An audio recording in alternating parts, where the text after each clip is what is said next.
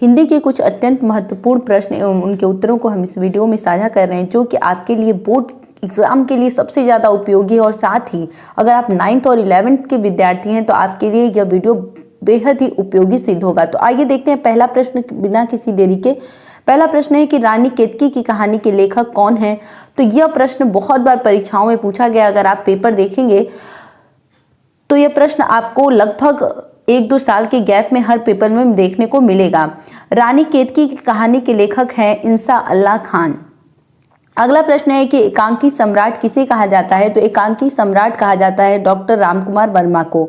अगला प्रश्न है कि नागरिक प्रचारिणी सभा की स्थापना किसने की थी। तो आप इसका उत्तर लिखेंगे कि नागरिक प्रचारिणी सभा की स्थापना बाबू श्याम सुंदर दास जी ने की थी। अगला प्रश्न है कि हिंदी की प्रथम डायरी कौन है। तो हिंदी की प्रथम डायरी मेरी कॉलेज डायरी है। ये क्लास 12th के विद्यार्थी ध्यान रखेंगे इस प्रश्न को। अगला प्रश्न है कि हिंदी के सर्वप्रथम मौलिक उपन्यास का नाम बताइए। तो हिंदी के सर्वप्रथम मौलिक उपन्यास का नाम परीक्षा गुरु है। यह भी प्रश्न अधिकतर बोर्ड एग्जाम में आता है। हमने ऐसे ही प्रश्नों के संकलन इस वीडियो में तैयार किए हैं जो कि बोर्ड एग्जाम में ज़्यादा पूछे जाते हैं। अगला प्रश्न है कि वीर रस का अस्थायी भाव क्या है। तो वीर रस का अस्थायी भाव उत्साह होता है। एकांकी का अर्थ बताइए। तो आप उत्तर लिखेंगे कि एकांकी का अर्थ एक अंक में समाप्त हो जाने वाली नाटक को हम एकांकी कहते हैं। अगला प्रश्न है कि कुटज के रचयिता कौन है। तो कुटज के रचयिता हजारी प्रसाद द्विवेदी जी हैं। अगला प्रश्न है कि भारतेंदु युग के 2 प्रमुख निबंधकारों के नाम लिखिए।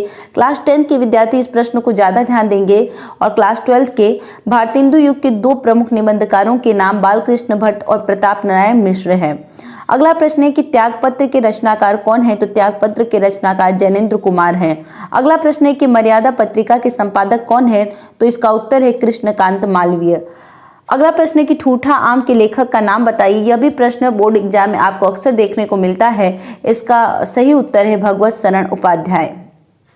अगला प्रश्न है कि अध्यापक पूर्ण सिंह किस युग के निबंधकार हैं। तो अध्यापक पूर्ण सिंह द्विवेदी युग के निबंधकार हैं। अगला प्रश्न है कि दीपदान किस विधा की रचना है। दीपदान एकांकी आपने पढ़ा होगा क्लास 9th में। तो दीपदान किस विधा की रचना है। तो इसकी विधा जो है वो एकांकी है। अगला प्रश्न है कि एक अच्छी जीवनी की विशेषता बताइए। तो एक अच्छी जीवनी की प्रमुख विशेषताएं होती हैं। पहला, प्रामाणिक जानकारी, रंजकता, रोचकता, भावुकता इत्यादि ऐसे ही विशेषताओं से जीवनी भरी होती है। अगला प्रश्न है कि आवारा मसीहा के रचनाकार कौन है। क्लास 12th के विद्यार्थी और 10th के विद्यार्थी इस प्रश्न को अधिकतर ध्यान रखेंगे। आवारा मसीहा के रचनाकार विष्णु प्रभाकर जी हैं। यह बहुत ही इंपॉर्टेंट प्रश्न है जो कि हमेशा परीक्षाओं में आता है।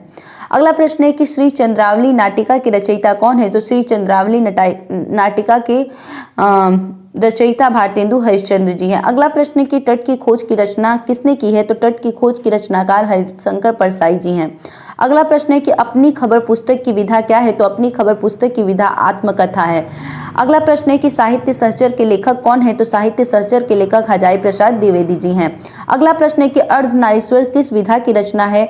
तो आप इसका उत्तर लिखेंगे कि अर्धनारीश्वर निबंध संग्रह विधा की रचना है। तो आज के लिए इतना ही। ऐसे ही बहुत सारे महत्वपूर्ण प्रश्नों को हम अगले वीडियो में साझा करेंगे। अगर आपको यह वीडियो पसंद आता है तो कमेंट सेक्शन में कमेंट करके अपनी राय जरूर दें। अगर आप कोई सजेशन देना चाहते हैं तो वह भी आप अपने हमारे कमेंट सेक्शन में दे सकते हैं। जय हिंद, महादेव। घर रहें, सुरक्षित रहें।